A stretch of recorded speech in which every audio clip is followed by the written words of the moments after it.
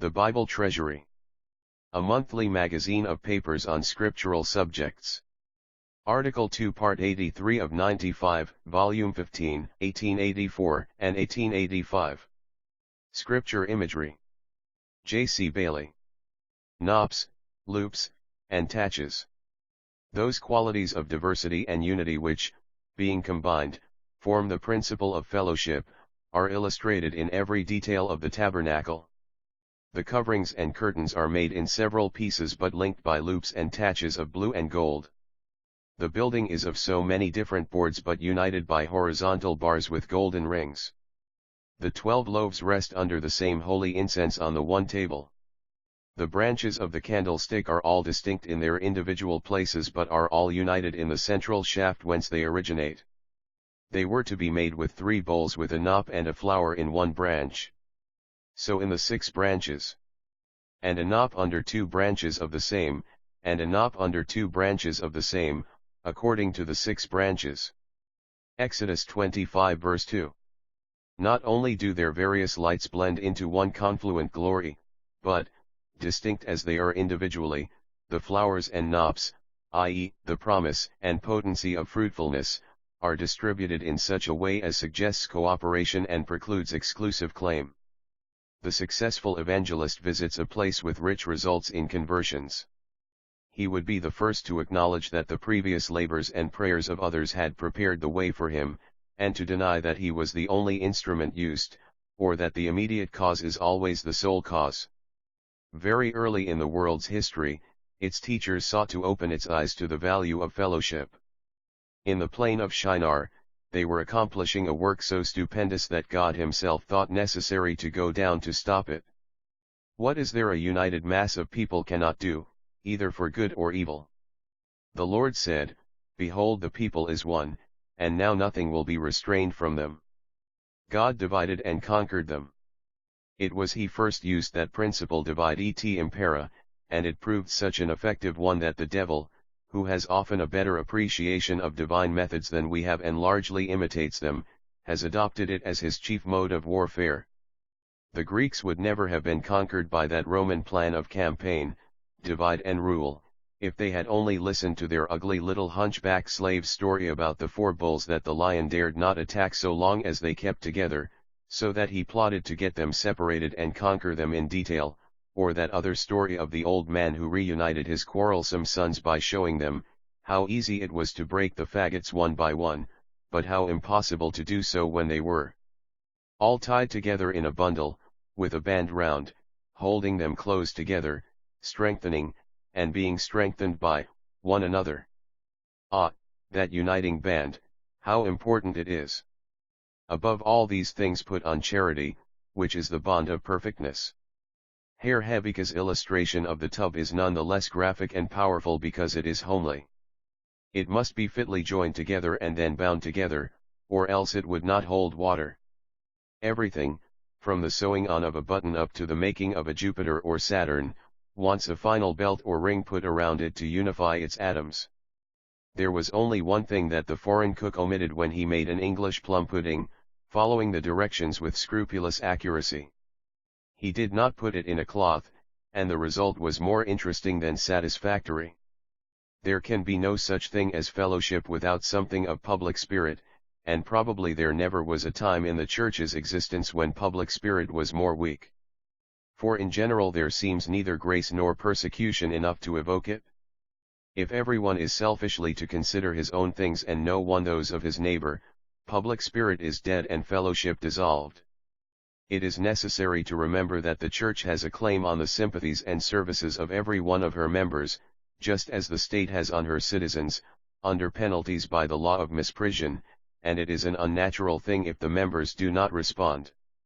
The Greek word idiot, idiots, meant a private person who took no part in public transactions. It was not perhaps originally a term of reproach, in fact, it was innocent enough, but not all the powers of language could prevent its ultimately passing into a term of pity and contempt. The Christianity which limits its public interest to occasional sneers at the quarrels of Christians is a poor thing. Yet, poor thing as it is, it is still infinitely preferable to that contentious and ferocious religiousness which wastes the time and gifts granted by God for the tending of his flock, in quarreling and wrangling. Blind mouths. See note 1. That scarce themselves know how to hold a sheep hook, or have learned aught else the least that to the faithful herdsman's art belongs. What recks it them, so long as their petty and paltry ambitions are satisfied?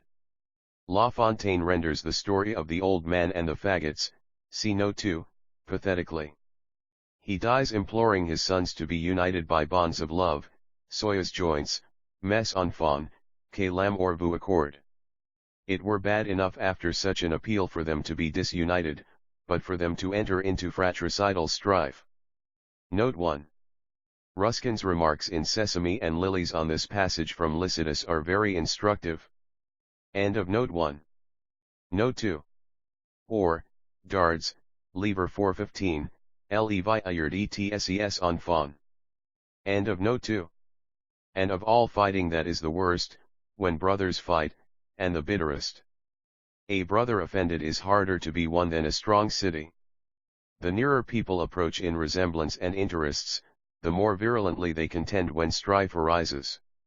The Jews hated the Romans, but they hated the Samaritans, whose worship most closely of all the world resembled their own, a great deal more. The Mohammedan of the Sunnite sect hates his brother Mohammedan of the Shiites worse than he does a Christian. And the strangest thing of all is that the bitterness of religious quarrels is always in inverse ratio to the importance of the subject in dispute. The smaller the point at issue is, the more fierce and disastrous the convulsion on account of it is in church or state. What an array of power, learning, and eloquence do we see all through the Church's history joining battle over the respective merits of Tweedledum and Tweedledee, whilst matters serious enough receive no attention at all. How many thousands are slaughtered for calling shibboleth, siboleth, 'tis merely dropping an H. How many years spent in dividing the churches from John O'Groats to Constantinople simply to determine whether the tonsure is to be crescent like Saint this, or circular like Saint that, while men's souls are dying and the hungry sheep look up and are not fed, but, swollen with wind and the rank mist they draw, rot inwardly, and foul contagion spread, besides what the grim wolf with privy paw daily devours apace. But we must contend earnestly for the faith. We must indeed, but not for tonsures, shibboleths, and the like. Better 1,000 times that the church be wrecked than the faith surrendered, but what do we of the laity care how the priests wear their hair, or how they pronounce their hs, that we should century after century be scattered, disheartened, and anathematized over such things? Every fresh pedant too that comes will tell us that orthodoxy is my doxy, heterodoxy is your doxy. Go to, let us make a new sect and say that it is the church, that has been from the beginning, formed on the basis of my new truth, which of course it has always possessed. And perhaps he will hold up his rushlight to the sun and insist on our seeing spots there, when we know that those spots are only defects in his own vision, like the Marietta blind spots on the retina. Some day men may find that to do all that is possible to maintain fellowship is a greater service to God than to get the best of a polemical wrangle, that he who weakens fellowship by pulling its cords so tight as to strain them, or by relaxing them so loose as to surrender them, or who stultifies discipline by laxity to serious evils, or severity to slight offences, or wantonly introduces or encourages elements of strife amongst the people of God, that such as do these things are not serving, but opposing the head of the church. Let your moderation be known unto all men. If we each want our own way in everything, fellowship is impossible.